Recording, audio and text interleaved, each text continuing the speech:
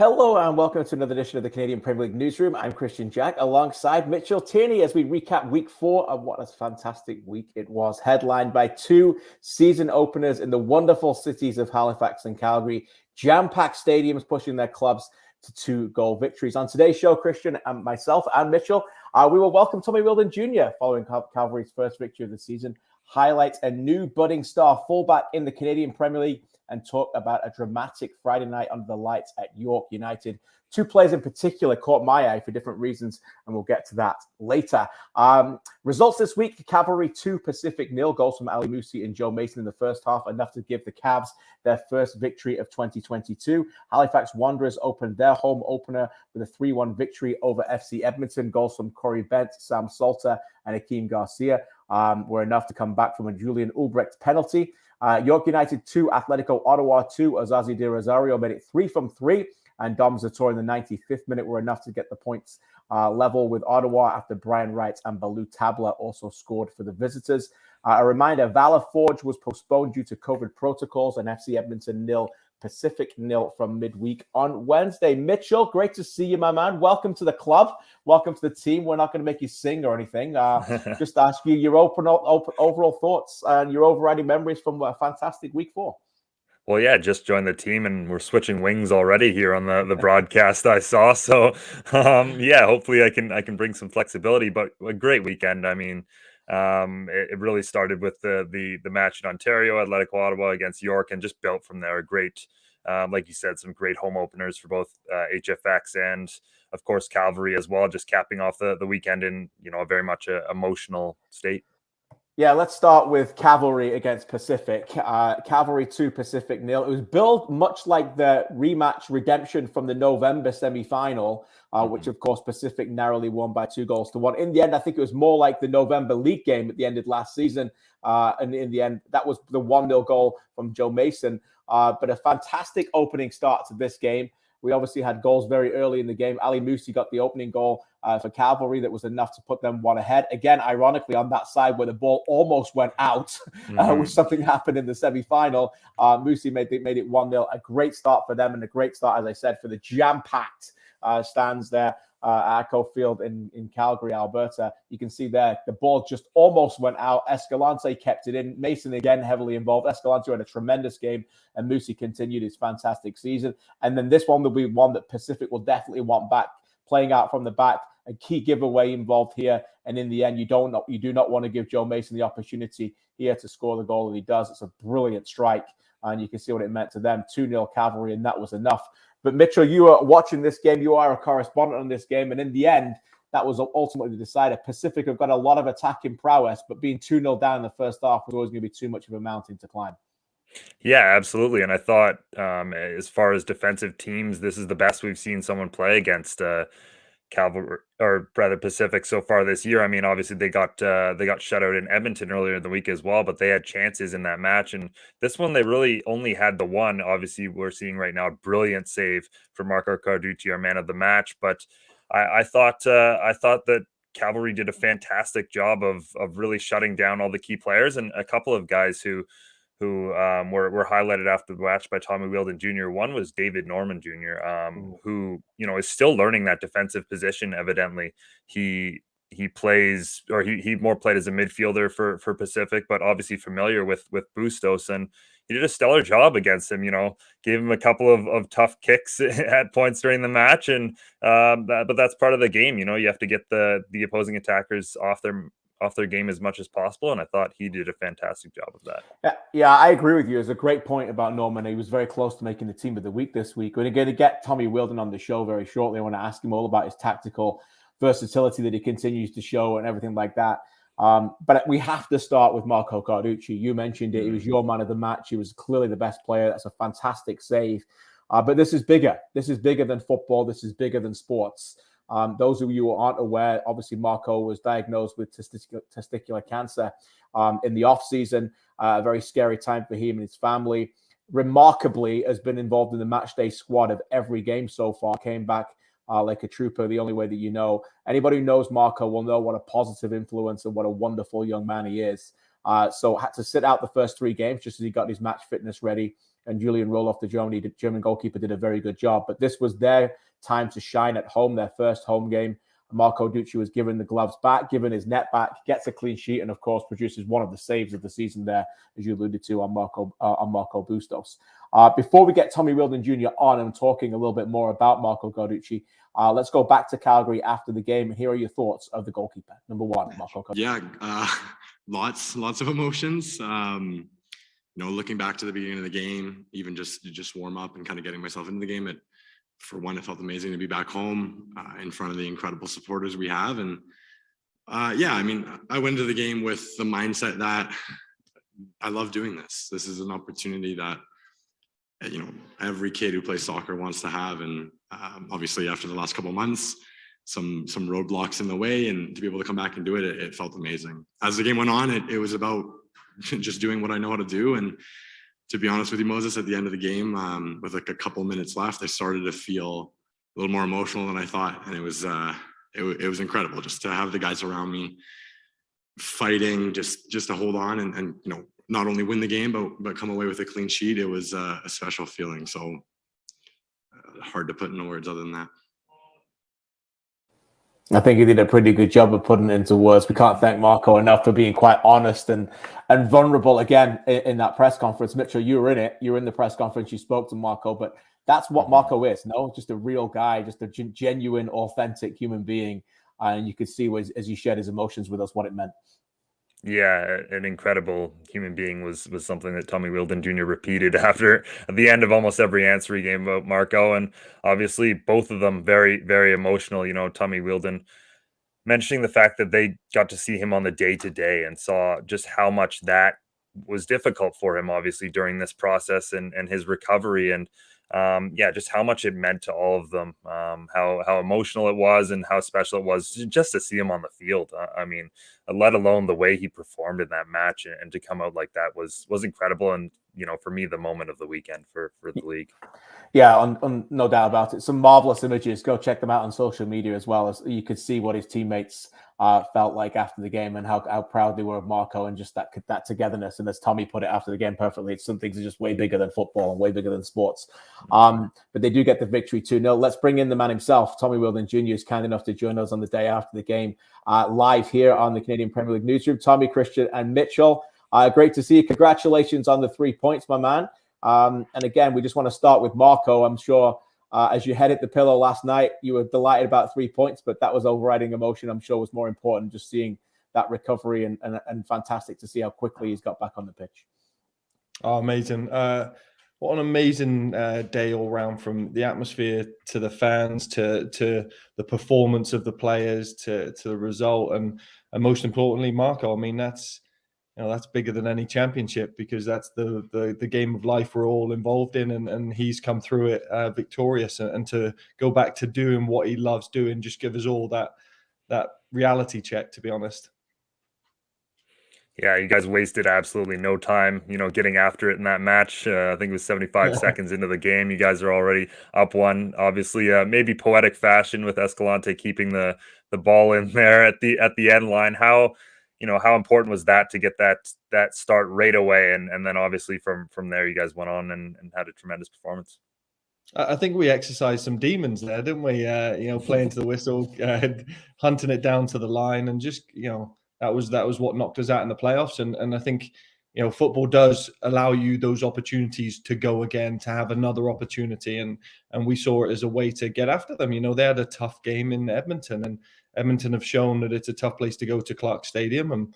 And we went there and watched and thought, okay, let's get after them early, because we also knew, having been to Forge and Ottawa for their home openers, we knew the fans are so excited to see a team coming home, and we knew ours is no different. And we, like I said in my post-match, that I'm biased, but I do think we have the best set of fans in the league from end to end, side to side. It's just it's brilliant. KJ, you've been there. You know what I'm talking about. It's goosebump stuff. So we said, if we have a really fast start, we'll make it uncomfortable for them, because we knew that they would have some good possession of the ball, but we also knew we could cut them open, and we did. And it was the guys did a great job of sticking to the game plan. So, Tommy, I was going to ask you something else, but let me just pick on something you just said there. You went to Edmonton midweek. Is that what you said? Yeah. Yeah, I want to ask you about that because I think this is fascinating for me. This is something in Europe you find all the time. Managers going to games because of how close the proximity are. Obviously, you can't do that over here a lot. Games played at the same time. The size of the country is massive. But now, I guess this year, with the schedule being the way it is, it does give you an opportunity a little bit to go and do that kind of stuff. How big is that for you to go and watch a game like that live? And also, Edmonton, you're going to be playing in the CanChamp game next week as well. Yeah. Do you know, it was important because it just happened to be that they are our next two opponents. And given the start that we'd had, we thought any marginal gain we could get by just seeing things with live eyes. I mean, you guys do a great job of covering the games. You know, we've got these Speedio footage that gives us the tactical cam. We've got everything at our fingertips now that, say, when my dad was coaching in the leagues 20 years ago, he wouldn't have had. So I've got access to more things and data reports and all that. But your live eyes will never tell lies, in my opinion. You'll be able to see how the games unfold, your little nuances of things away from the ball is what I like to see. You know, is there a weakness, a fragility in them? You know, is there some body language you can pick up on? And we got those cues, and it allowed us to, pick some certain parts of our pressing and new tendencies that would happen. And like I said, it worked out for us a couple of times, and I think it could have been a bit more, but that's what we keep building on. But look, we had the opportunity. It's funny, in two bubbles, we weren't allowed to go and watch the other teams, even though we were in the same bubble. So it's taken until the fourth season for us to actually be able to do it. Yeah, Tommy, both of the goals in the match come off some great work from your wide players. Obviously, as we mentioned, Escalante keeping the ball in there. And then I wanted to ask you about Jean-Aniel Assis, who I thought had a pretty tremendous performance going up against a veteran fullback in Nathan Mavila. What were your thoughts on him, and obviously nicking the ball there for the second goal? Yeah, I think sometimes we all forget Jean-Aniel is only 17. I mean, that's what this league's great for. You know, he is with CF Montreal, but they trust in us like they have done with Karifa Yao to give them that live game experience. And I think for him, it was one of the bigger crowds he played in.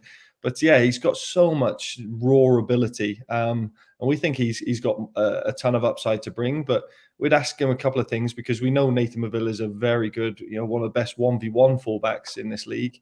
And we knew one or two things. One, we could probably steal a moment. We said, look, if you get after him 10 times and he beats you 9, it only takes that one for you to win, for it to decide the game. So we were trying to encourage that. We also knew that we wanted to keep Nathan's hands full so he didn't overlap. And I think we did that. Both Jose and Jean-Aniel did a great job of leaving Bustos and Josh Hurd isolated. We said if we can pin those fullbacks, then it would take Manny Aparicio out of the middle and the forward runs, which he's very good at, and start doing sideways runs. And the further he goes away from the goal, the better it was for us. It's fascinating. It does answer a couple of my questions about tactically. A lot of people were talking about this game, Tommy, about redemption from the playoff game. But what actually people didn't talk about enough was how you stopped them last year in the regular season game at the very end, the 1-0 game that was very close, but Mason scored early. And again, last year you drew 0-0 against them at home. I was at that game as well, when you played a different kind of look as well to stop Bustos, and you played Yao a little bit wider. And you did that yesterday with Norman. What is Bustos the key man there, or when you try and stop a team like that? Or is it just David Norman stepping up and taking on opportunities again that is a little bit outside of his comfort zone? Absolutely. Listen, this league is very balanced, but every team has 2 or 3 players that can hurt you. And the way you go about your business is how can you nullify their strength and expose their flaws? We go into every game the same, no different that if we play Forge, no different than how we tried to play York. And imagine that's exactly what Nashi did with us, knowing our strengths, right? Be it inside and out. That's tactics, and that's what makes this league great. And you've seen that with Kochi's men with FC Edmonton. They're going into that 5-4-1 deep block and saying, right, okay, we're going to surrender maybe territory, we'll surrender possession. And Ottawa do the same model, and it makes it very, very tough to break teams down. But you've always got 2 or 3 players that can go after it. And we felt Davey Norman, we knew Marco from his Whitecaps days, and we knew that if we could, stop the overloads per se, we fancied Davey one-on-one because Davey's intense and he's a wonderful footballer and a tough character. And we knew that, what wouldn't you want? Leon Apgood's, attacking play, he's my assistant coach. And I remember, it would be me trying to mark him. If he was given time and space, we're the same age group, it'd destroy me. But if I suffocated him, so we joked about that through the week, and that's exactly how it worked out for us this week. Yeah, obviously, we've mentioned the schedule a few times on this show. You guys have a bit of a tough one to start this year with something you've keyed on a couple of times, only 5 home matches through the first 14. How important then was it to obviously have such an emotional start to Atco Field and open the stadium in such a positive manner? Brilliant for everybody, from our ownership that have kind of stuck with this from day one and built it for us, and given us the opportunity to play the game we love and help grow the game in a great city like Calgary. They've stuck with us. The fans have stuck with us. I think we sold more season tickets than we have ever before.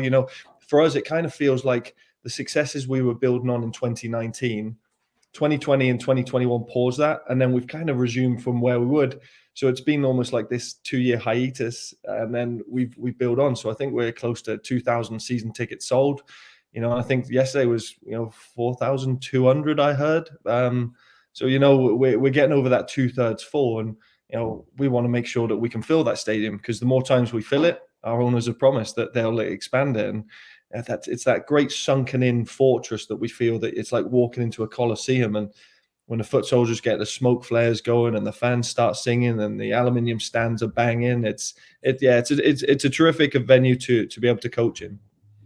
Yeah, just a banner weekend for me with the league, seeing what you had in Calgary, and then over 6,000 people in Halifax on Saturday. Yeah. And you know what I thought about watching the games too? Not just fans filling seats, but educated fans that can lift teams in moments they need them. That's what the Canadian fans do. They're not just going there doing the wave or eating the chicken fingers. No. Do you know what I mean? They're actually finding a way to make a difference. And that both you and Halifax won, and there's no coincidence to me that you guys had that lift of that crowd. So a wonderful banner weekend for that, and amazing in the Canadian Premier League. Tommy, I want to ask you about Marco. We talked about the person, Marco, the goalkeeper. The save on Bustos. What do you think at that moment? We're going to play it if you want to talk it over it, but that is a marvelous save. I think one of the best saves of the season so far.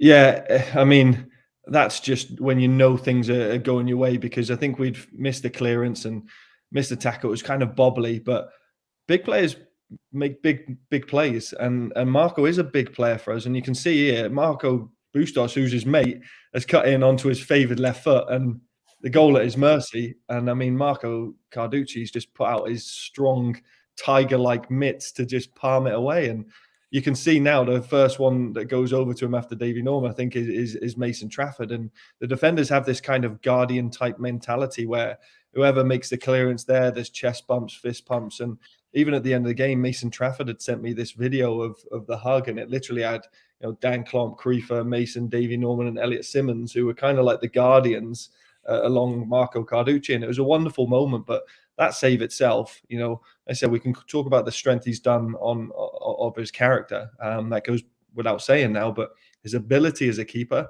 it's the reason we kept a clean sheet. He does give us those big saves at the big times.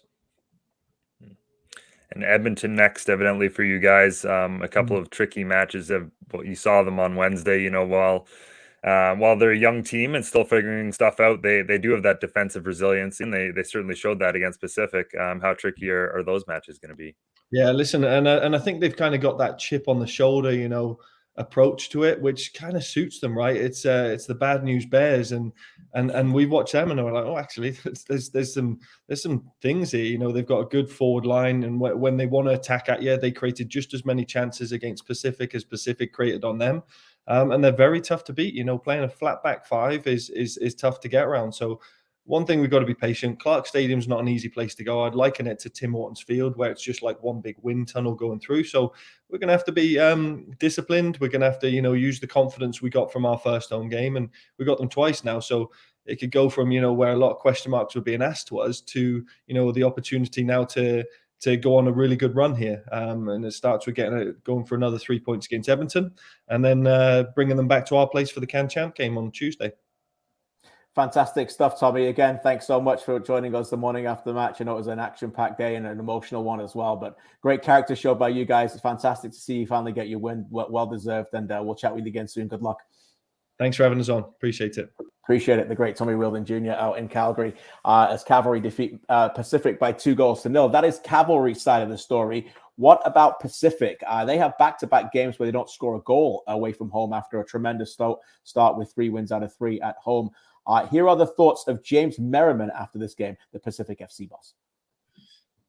Yeah, we knew it would be a difficult game here, and Cavalry wanted to get a result, obviously. But we weren't ready. We weren't good enough from the start to the finish. I don't. It's not an excuse to be at home or on the road. For me, we weren't good enough today. Is there anything that you can take out of this that you feel that there's some positives or some kind of result at the end of the day?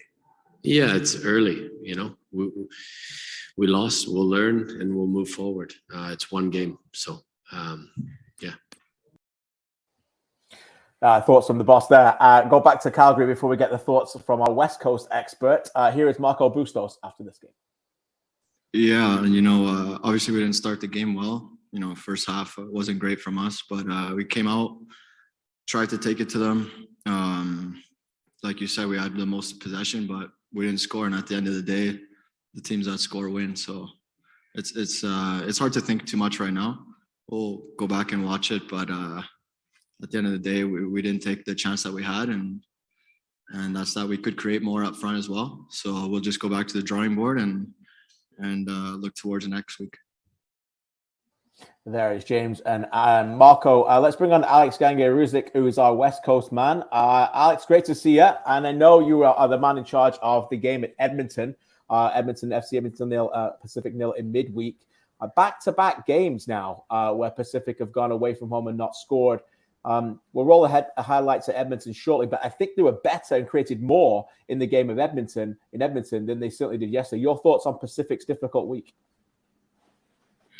Yeah, for sure. I mean, it's interesting enough to see after the first 3 games they had where they're dominant at home, they're scoring goals for fun. You'd think it's going to flow for them this year, and then you hit a bit of a wall. They lose a bit of that clinical edge against Edmonton.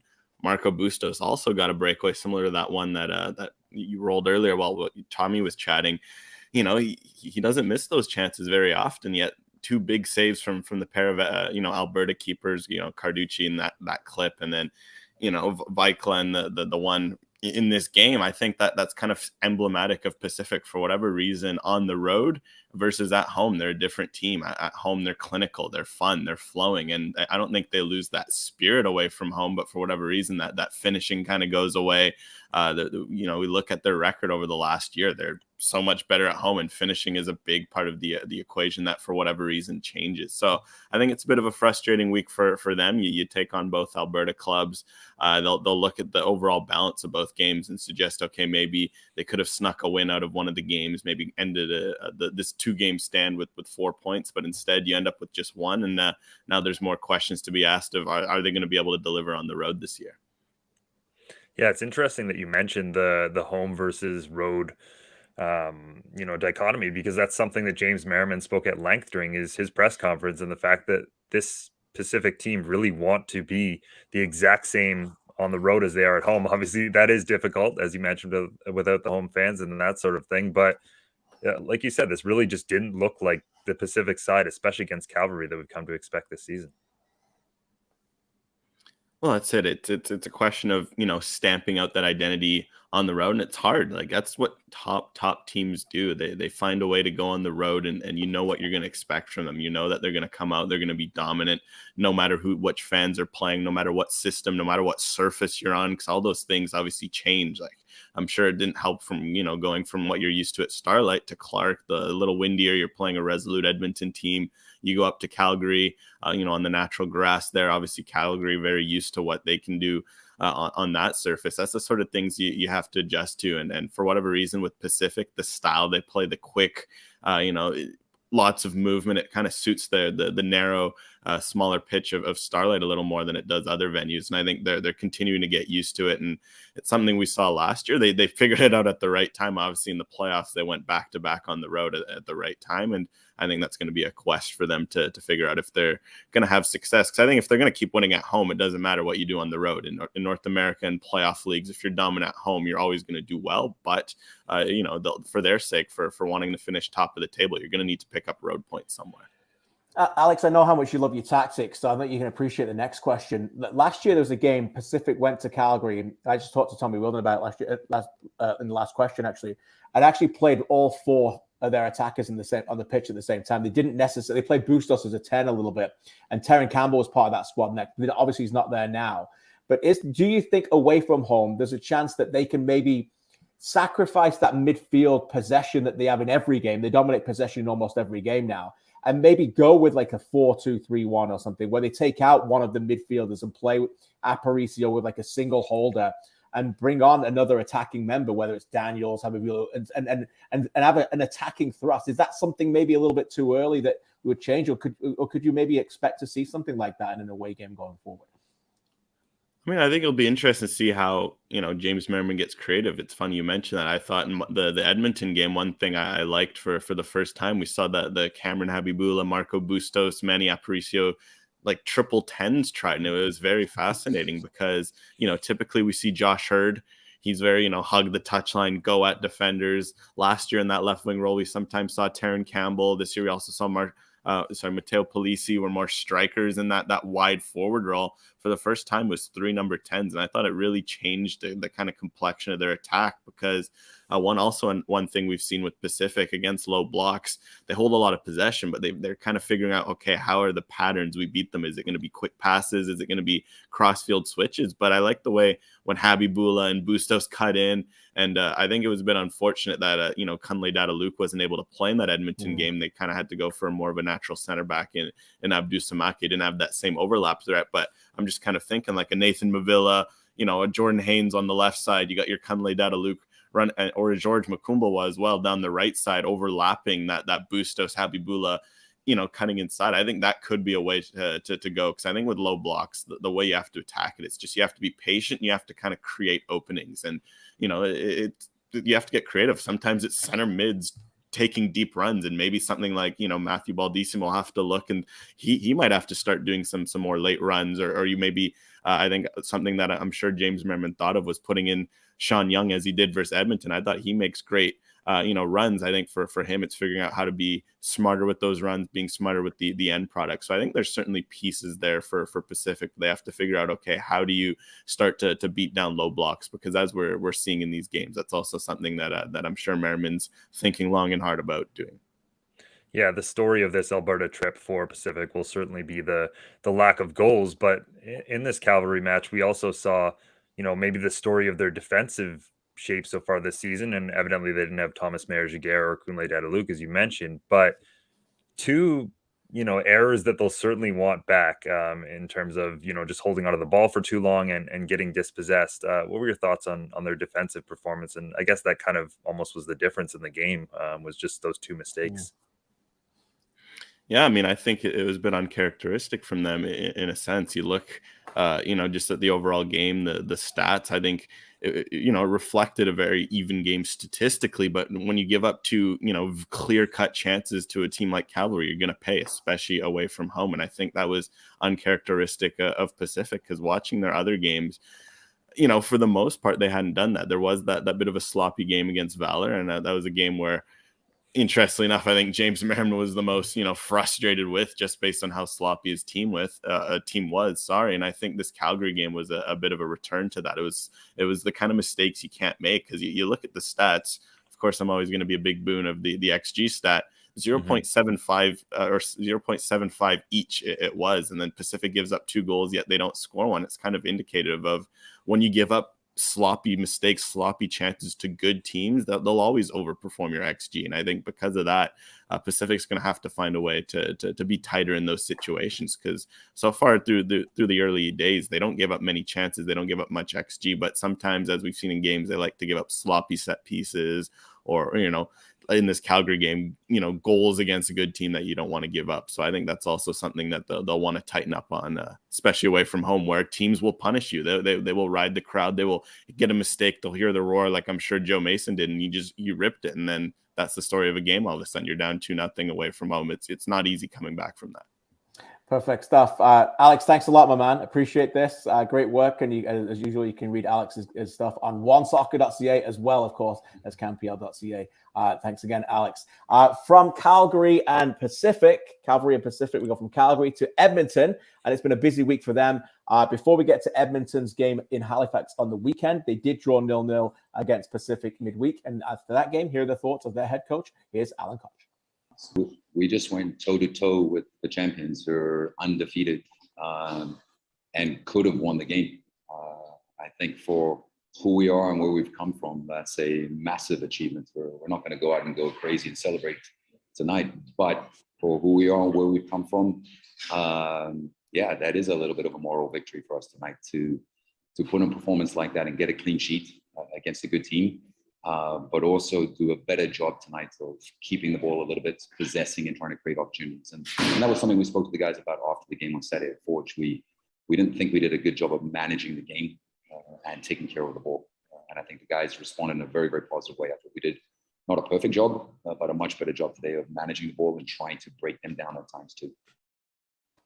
That was Wednesday in Edmonton after a game on Saturday in Hamilton. So from Hamilton to Edmonton, from Edmonton to Halifax, Nova Scotia was the travel schedule for FC Edmonton this week. And they went on Saturday to Halifax, and their home opener, as I said, over 6,000 people. In fact, before we bring Benedict in, let's roll the highlights of what was a dramatic game in Halifax, as well as they went out and beat FC Edmonton by 3-1 in this game.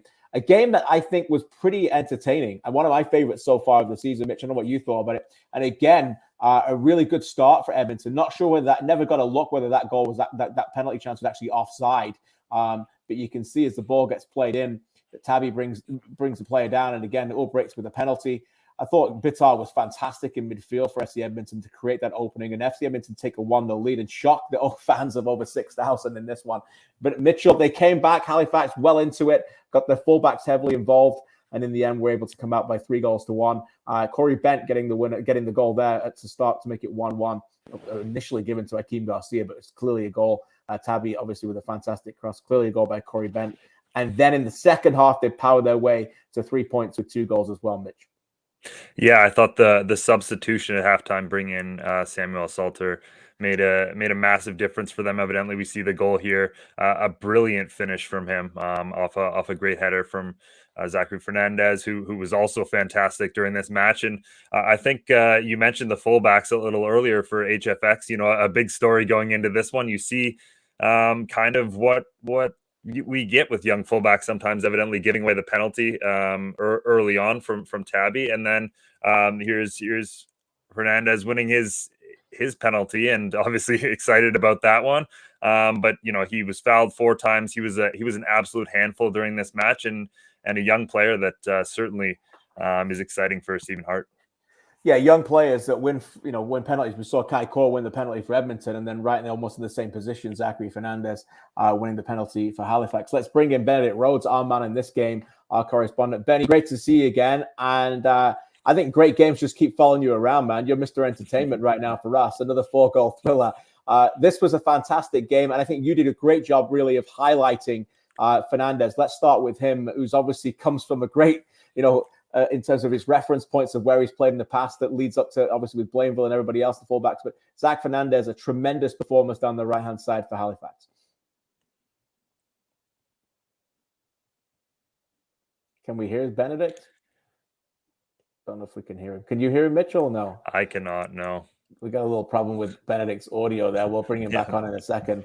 Mr. Entertainment is exactly. a bit of a tough one. I gave him the big build-up, Mitch. The big build-up, and he wasn't able to come through, unfortunately. But Zach Fernandez was tremendous in this game, Mitchell. I talked about it off the top. Young fullbacks coming into this league.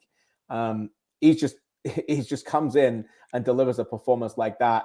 Key, obviously, winning the penalty, but his run to set up the Salter goal that you alluded to as well. And he's at a flying start to the season down the right-hand side for Stephen Hart's men.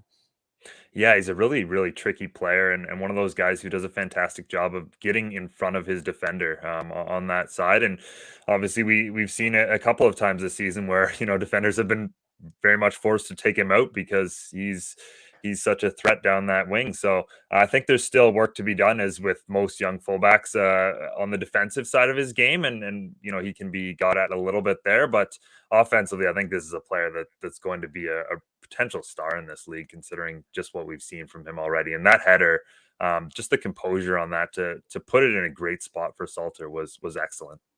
Yeah, excellent. Stephen Hart, very complimentary of Zach Fernandez after the game. Here is Stephen Hart with his thoughts on his fullbacks after a 3-1 victory over FC Edmonton on Saturday. I think Fernandez was fantastic in the game. Fantastic. Defensively and in offense. He was fantastic. And once he learns to deliver that final ball, maybe a little bit earlier, or be a little more patient and pick out somebody in the box rather than just whip it across. I think that boy has a big future. But he has to keep fighting. He has to keep playing. He has to keep fighting. It's the same thing with Tabby.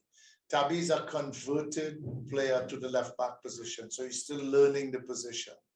At times, he's a little bit over enthusiastic, and it happens a lot with players that are very, very athletic. Sometimes they don't recognize that maybe positioning is better than having to chase, but he will learn. And again, he needs better final ball delivery. Something in like the one that went across the goal and we couldn't get on the end of it. But yeah, I'm pleased with them. We know that they're going to have errors. I mean, who doesn't? But I'm pleased with them. Who wouldn't want to play for that guy, by the way? Stephen Hart reads the game brilliantly, a fantastic mentor, has patience, understands what he wants to push it, will compliment you when you need to. Even with Tabby, he's given away 2 penalties now in his last 2 away games, but understands why he's doing it, not just pulling him off and sitting on the bench. Anybody in any position in the world, if you want them to improve, just tell them why. Don't just sit them anywhere, and then they don't know how to understand. Talking of improvement, let's find out if Benedict's mic has improved. Benny, you with us? Can you hear me now? Oh, I can hear you now, mate. The sweet sounds. Thanks so much. We just talked about Fernandez at length there. So overall, your thoughts on Halifax's performance in general. Tough to go a goal down, over 6,000 people in the stands roaring them forward. But in the end, were they justified for a comprehensive win? I think so. I think they were the better team. I think they controlled the game in midfield, especially. You mentioned Gabriel Batar was very good, but I think that midfield trio of Rampersad, Gagnon Lapare, and Lamoth is maybe one of the best midfield trios in this league. I said in my analysis, I think Lamoth is a very good player, and then he can pass the ball like few others can in this league when he wants to. And the thing Hart said after the game as well was he sometimes maybe a little bit hesitant to make that final pass or that final run or that final play, but when he does, he can be a very, very good player in this league. And he was fantastic, obviously, on the second goal the Halifax scored. He was a big part of that with the pass. And I think Halifax were justified to win that game. And the fans, of course, played a big part in that. Yeah, I think one of the stories, obviously, from this entire season for HFX will be the Joao Morelli injury. But in light of that, to come into their home opener and score 3 goals, it was something they only did one time last season in that 3-3 draw with York back in September. How important was that, obviously, to get those 3 goals and to ignite the offense a little bit at home? Yeah, not only scoring 3 goals, but who scored those goals as well, right? Like Akeem Garcia, of course, getting his first of the season. Sam Salter, he's a player who has had a lot of chances, but maybe hasn't always taken advantage of them. But saw a nice touch and a nice finish on the goal in this game. And if they can get him going and get Garcia going to the levels he was going in 2020, again, that can be a very, very dangerous offense, even without Joao Morelli, and especially if they're able to replace Morelli and bring in an international player, which Hart says they're working to do. That offense can definitely be a bright spot if they can get all these guys going and keep them all fit and firing. Benedict, you've been around the game quite, pretty much all your life, obviously being from the UK initially. The reason why I bring that up is, what's it like to cover a game here in the Canadian Premier League with that fan base? Because that was just, I said it earlier to Tommy, for me, just a remarkable scene, an intelligent fan base that felt like they needed to rise Halifax up at key levels. What was your overall emotions and thoughts about that? Yeah, that was definitely important. I think even you hear the boos coming down for Julian Ulbricht when he started doing his celebrations in front of them and make sure that he heard it. And I think they pushed their team and they made Edmonton uncomfortable at times, I think, as well, maybe. A young Edmonton team who probably hasn't played in front of a crowd like that yet through the first 5 games. And yeah, definitely the end of the game as well. You heard that roar of the fans, and you tell how much that meant to them, how much it meant to that community, how much it meant to the players playing for that community, especially some of the local guys like on that team as well. Like I think the fan base can make a huge difference, especially when it's that level and can play that such a big impact like that.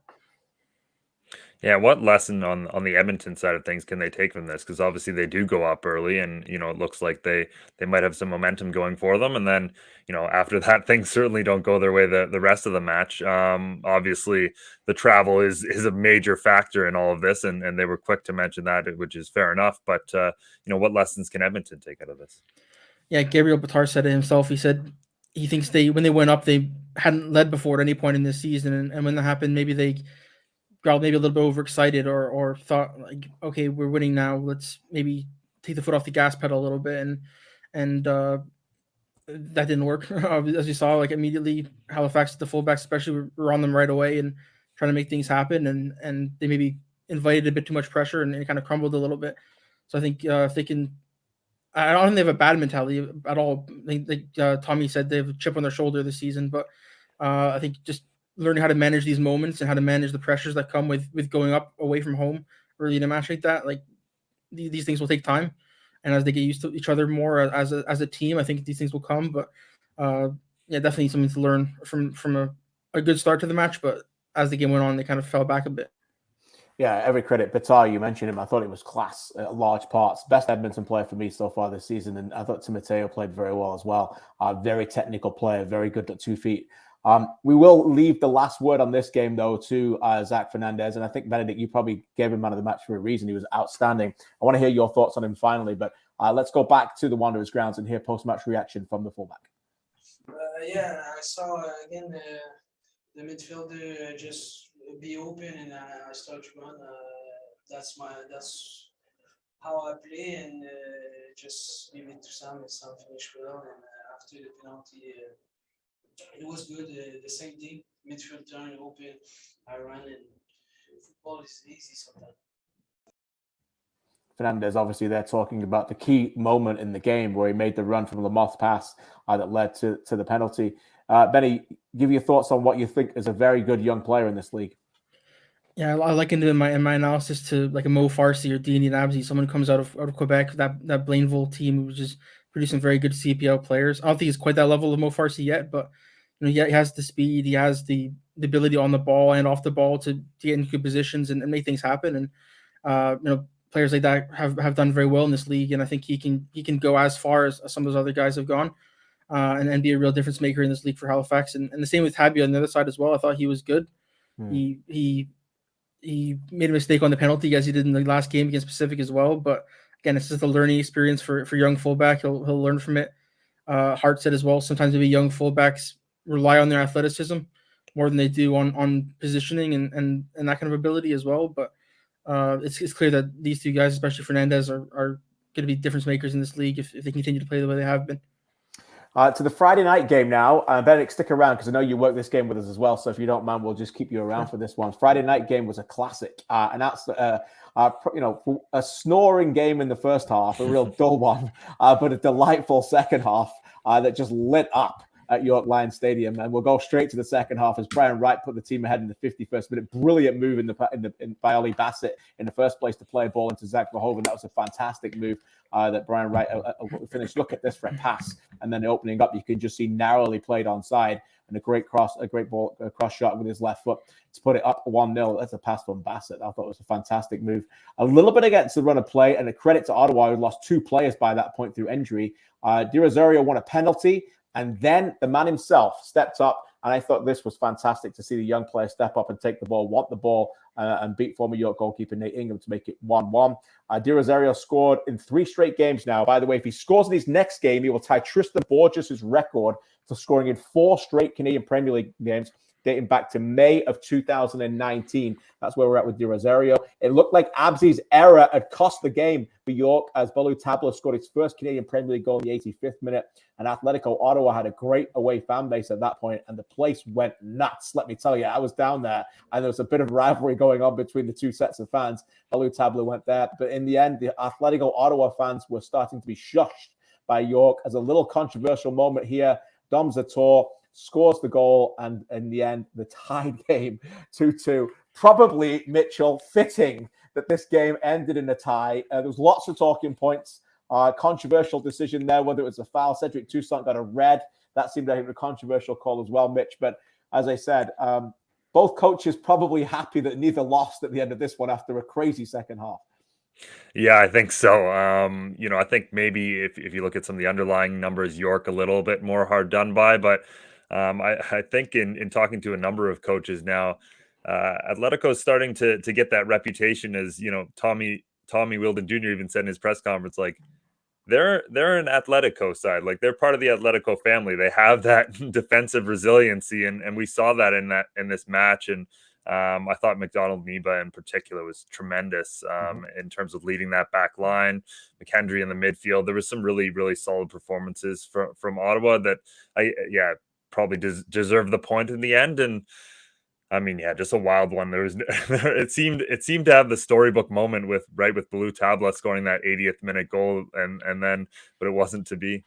Yeah, it wasn't to be. A difficult one to analyze. I'm sure when you're going to win 2-1, you think, and then you concede a 95th minute goal to cost you 2 points. But here are the thoughts of Atlético boss, Ottawa boss, Carlos Gonzalez after this one. We had to do some changes. Also, the other team lose one player with an injury. This made a little bit that everything was like very cold, for the players. We started to realize that we wanted to win the game more on the second half. So I think first half was a weird 45 minutes. So we started to play like a game of 45 minutes in the second half when both of the teams started to show what they wanted to do. I got to share a little story. I got a text message. I'm not going to say who it's from, but a York fan messaged me saying, how come York is last again on the Newsroom show live today? That's just because we're going backwards and they play Friday night. But it's a little match of the day thoughts here, like which team is going to be last. My promise to you, the Newsroom crowd, we will not make York's last game next week. A little joke there. They thought that we maybe get to Valor versus Forge, even though they didn't play before York today. So let's give York some credit. Benedict, I want to talk about two players in particular. I'm going to get to one in a second, but let's talk about De Rosario. Now, this player has scored 3 goals in 3 games. We alluded to he could have made it 4 from. He could make it 4 from 4 next week and tie Tristan Borges' CPL record. It wasn't a game for strikers a lot, certainly in the first half. Never dropped his head, never lost his cool, no bad attitude, great body language.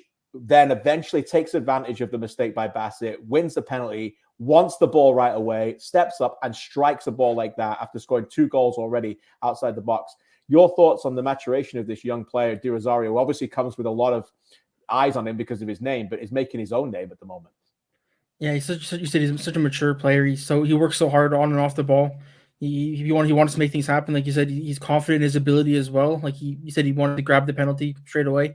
He is a player that's going to give the other, like York have a lot of good strikers, right? He's going to give them all a run for their money. Like, Wright and Austin Ricci coming off the bench in this one, which is kind of a scary spot if you're another team as well. If you can bring these guys off the bench, but also just goes to show how impressive De Rosario has been, right? Playing to keep those guys off the pitch. He deserves it as well. He's been good. You said 3 goals in 3 games now, and again, his famous dad was in the stands, but there's only one De Rosario, which is the star of the show in this one, that's for sure. There's only one De Rosario. There you go. And you mentioned it, Mitchell. They had all 3 of them on the pitch at the end. Like they've got an unbelievable amount of attacking talent. We haven't even seen Hernandez yet because he's been suspended. Petrasso's hurt. They had all 3. Ricci, Wright, who I thought had really quick feet. And as soon as he came on, there was that one moment they almost scored a goal straight away with his combination play with De Rosario. And De Rosario, all 3 on at the same time. Martin Nash talked after the game, Mitchell, that there's places you can play them across the line because Austin Ricci can play out wide, De Rosario and Wright can switch as well. So they're 3 players that if you're playing against them, and you talked about how good Neba was for Atletico Madrid, or if you're Nate Ingham, you're aware that these guys can shoot at any moment. They're very direct. Yeah, and that makes it so difficult to defend them as well, because at any moment, they're comfortable in multiple positions across that front line. So right. I think there's going to be an absolute nightmare for teams playing against York United this season, not knowing how to prepare for that front unit at all. And, it's going to be fun to watch, because I think all of these guys are players that, are going to be tough to pick. Again, that too, it's going to be a tough pick for Martin Nash, but De Rosario is making it pretty easy to put him in the lineup right now. De Rosario is. You can't keep him out. There's no doubt about No. it. But Lowell Wright just brings a different presence. And as I said, Ricci's been signed to play. These guys are going to get minutes, significant minutes. Remember this, Ricci brings the experience. De Rosario is a young player and cannot play every game. Lowell Wright is a young player but cannot play every game. We'll have under 20 commitments this year, we think, with Canada. So I think the Austin Ricci signing is a tremendous signing for depth and also to give them the ability to go on to another level. At the end of the day, this York team are far, far better defensively than last year. Superior. The eye test tells you that. The stats tell you that. They press teams. They're difficult to break down. And in close games, they're going to need goal scorers. They're going to need difference makers. And they've got 3 of them. So I think they've got a lot to like about them. But I do want to talk about one of the York players. But before we get to him, here are the thoughts after this one from their head coach. Here's Martin Nash. Well, I mean, I don't want to speak about the past too much. They're now trying to build a team that wants to win and will do anything to win, fight tooth and nail, and showed a great character to fight to the end there and to get back in the game. So it's nice to see. You always want a team that'll just fight to the bitter end, and they gave everything they had today and just fell short in a few little things. He'll be disappointed, as was Dom Zator after the game, but they've still, they've won, they're unbeaten in 3. They picked up a point and you continue to move on. Here's the other player I want to ask you guys about. Didi and Abzi. Now, Abzi, at times on Friday night, was unplayable. At times on Friday night, looked like he's playing at a different level than everybody else on the pitch. At times on Friday night, you think this is comfortably a regular MLS player playing in the CPL. Comfortably. And then, and you guys know where I'm going with this, then is guilty of, there's no other way to describe it, a very lazy left foot peg comes out, a back pass, and it leads to what could have cost them the entire game. In the end, they got out of this one. Mitch, what's your thoughts on that? Do we have to think that comes with it? Sometimes when you're playing that level, it's going to be a little bit extravagant, and sometimes it's going to feel like that. Or do you think that's the next level? If you can just knuckle down, wipe that away, this is a player that's going to follow Caden Chung, Lucas McNaughton, and others to the pathway of MLS and be a regular.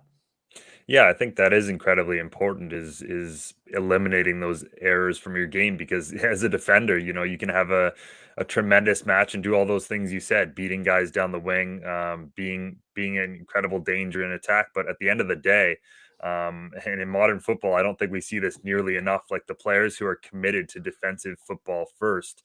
And you need those players to eliminate those errors from their game, and think about that and not have those moments of lapse like that. So yeah, I do think that's something that Abzi certainly needs to work on if he's going to take that step to the next level. But I think the toolkit is there, and I think that's something that can be eliminated. It just obviously will take some concentration and making sure that he's checked on at all moments during the game.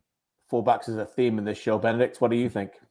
Yeah, I agree. I think it ultimately was one error in a 90-minute match, but like you said, it could have been a very costly one. But I think Didi and Abzi probably starts on all 3 Canadian MLS teams at the moment if he's on one of them.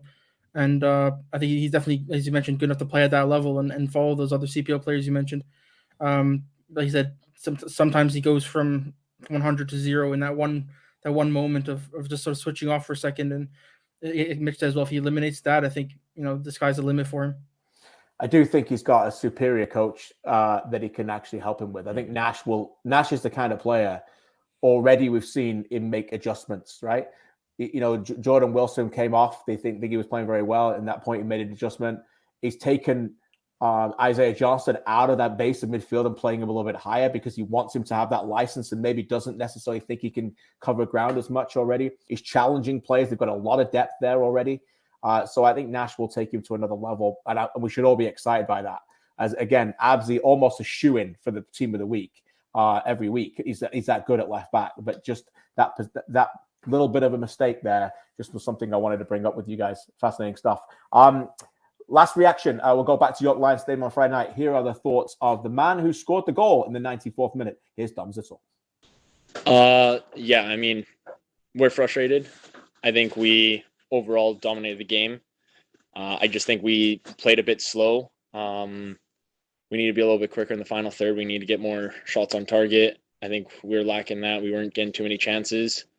And you can see they're sitting back there waiting for their one chance. And it's hoping that we make a mistake. And to be honest, they had two chances and they finished both of them. So we just got to clean things up. It's frustrating in the end because I think we deserved more than what we just got. The league table after week 4, Pacific have played 5 games. They are top with 10 points from 5. Atlético Ottawa 7 points from 4. Halifax are third. Halifax Wanderers on 6 points from 4. York United are in the playoff spot with 5 points from 4. Following that, Valor are 5th. Of course, they had the week off. 4 points from 3, much like Forge, 4 points from 3 as well. Cavalry, 4 points from 4 in 7th. And Edmonton, 3 points from 5. A couple of quick fire questions for you guys. Out of those, anybody surprise you? Who is the most surprising so far in that position of those league tables so far, 1 to 8? It's very early to look, but overriding emotional thoughts. Benedict, who's the team that you thought maybe many people didn't think they would be there this early in the season? I might say Valor. I think maybe they played a little bit better than the table maybe shows they have been. We saw what they can do against Ottawa, and I think again, I think they might be a bit higher up the table when the season's all said and done. Mitchell? Yeah, I'll go with Valor's opponent in that match, and obviously that being their tough moment. But Ottawa's put points on the board early on in this season, and like I said, there's an identity forming there, and they've looked more cohesive, I think, than last season. Fabulous. The schedule's next week as follows. Another Friday night clash at York Lions, and this is a fantastic game, by the way. York United against Forge, a little earlier than normal, 7 o'clock kickoff. And for my York United friends, we will not do that last next week on the newsroom schedule. A doubleheader on Friday, Edmonton against Cavalry in the Al Clasico from Clark Field on Friday night. And then Saturday, we have 2 games as well. Valor take on Halifax Wanderers from IG Field in their home opener at 3 o'clock Eastern time, and followed by Atlético Ottawa against Pacific at TD Place. That is a fantastic game as well. Lots of excitement on that. And of course, those games are taking place Friday and Saturday because we have Canadian Championship. That's right. The Canadian Championship returns midweek after that. 5 games. We've got MLS clubs against CPL clubs. We've got CPL clubs against League One clubs. It's going to be brilliant, and we'll preview that as well next Monday as we recap the CPL games and preview the Canadian Championship as well. Thank you, Mitch. Thank you, Benedict. Thanks to Tommy Wheeldon Jr. and, of course, Alex for joining us. Charlie, and thank you for enjoying your much well-deserved vacation. We'll see you when you get back. Mitchell, thanks again, my man. You enjoyed this? Yeah, absolutely. Great to obviously be on, make my debut, and awesome. So Great to have you on. Thanks to everyone for the comments. We really appreciate those. Shout out to BC Lion, to MMXD, to Offside Ollie, BC Lion, Alan, Foot Soldiers, and many others who joined us live. And if you missed any of the show, a reminder, you can listen to the podcast later on your favorite podcast stream, and of course watch on YouTube. This week on the Canadian Premier League website, we'll have tons of features as well, and of course you can read about all our recaps and reviews of the games. Until next week on Monday, as we recap the week and get ready for the Canadian Championship, have a great week, everyone. Enjoy the games wherever you're watching them. God bless, and we'll see you soon.